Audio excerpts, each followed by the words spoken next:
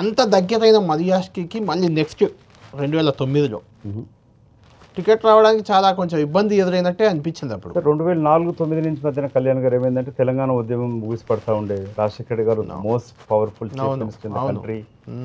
ఆయన తెలంగాణ రాష్ట్రానికి alliance party అధికారంగా ఉన్నా కూడా వ్యతిరేకంగా ఉండే, ప్రాంతీయ పార్టీ లాగా నడిపారు. విభజన వద్దనేది ఆలోచనతో ఉండే. That's fine. అవును.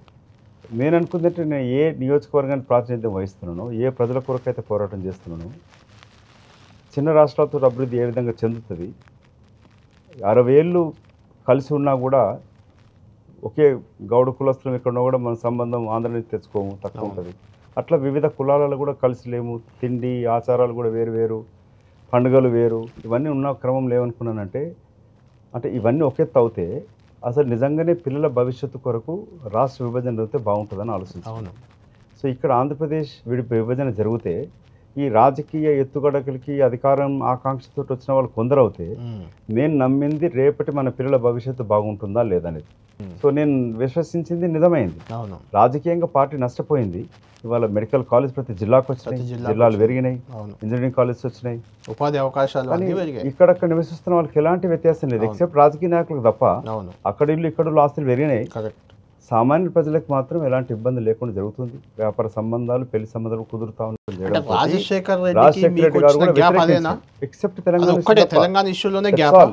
దానివల్లే 2009లో మదియాష్కి టికెట్ వద్దని చెప్పి పంపినాడు. నిజామాబాద్ అంతే, దట్స్ ఆల్. తెలంగాణ నిజామాబాద్ నుంచి కాకుండా నా పేరు జైరాబాద్ నుంచి, నల్గొండ, మహబూబ్ నగర్ నుంచి 3-4 చోట్లకు పంపినాడు.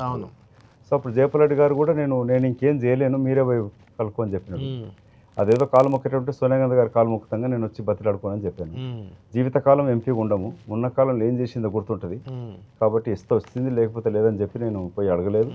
41 సీట్లు డిక్లేర్ అయినాక 1 సీట్ ఆపడం జరిగింది. లాస్ట్ సీట్ నాది నిజామాబాద్ అప్పుడు ప్రకటించింది. అంటే ఎలా రాజశేఖర్ రెడ్డి అడ్డుకున్నా మదియాష్కి ఎలా సీట్ తెచ్చుకున్నా? అదే అప్పుడు నేను అంటే రాహుల్ గాంధీ గారితో మిగతా మిత్రులు మిలింద్ దేవరా వాళ్ళకి చెప్పేటోళ్ళు, వాళ్ళ CM is opposing Madhu ticket అని చెప్పి.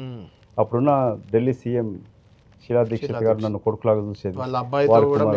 హర్యానా ముఖ్యమంత్రి దీపేందర్ హూడా కూడా వారి కుమారుడు నాకు చిన్న తమ్ముడు లాగా. సందీప్ దీక్షిత్, దీపేందర్ హూడా, ఈ మా స్క్రీనింగ్ కమిటీకి ప్రణబ్ ముఖర్జీ గారు చైర్మన్, ఏమహేమీలో ఉండే వాళ్ళందరూ కూడా వెళ్ళి నా గురించి చెప్పడం జరిగింది. అంతిమంగా మళ్ళీ సోనియా గాంధీ నిర్ణయం తీసుకున్నారు. నేను గట్టిగా విశ్వసించింది కాంగ్రెస్తోనే సాధ్యమని నమ్మినను. నా ఆకాంక్ష కూడా తెలంగాణ సాధన అనేది ఉండే, అది కాంగ్రెస్తోనే సాధ్యమని చెప్పి విశ్వసించడం జరిగింది. ఒక దశలో బీఆర్ఎస్ పార్టీ నాయకులు వచ్చేసి అన్న మీరు రాజీనామా చేయండి, వచ్చేసి మళ్ళీ మిమ్మల్ని భుజాలపై ఎత్తుకొని గెలిపిస్తామని చెప్తే నేను చెప్పాను, నేను ఆల్రెడీ ఎంపీ ఉన్నా కదా, రాజీనామా చేస్తే రాష్ట్రం రావాలి కానీ రాజకీయ లబ్ధి కొరకు కాదు ఇది.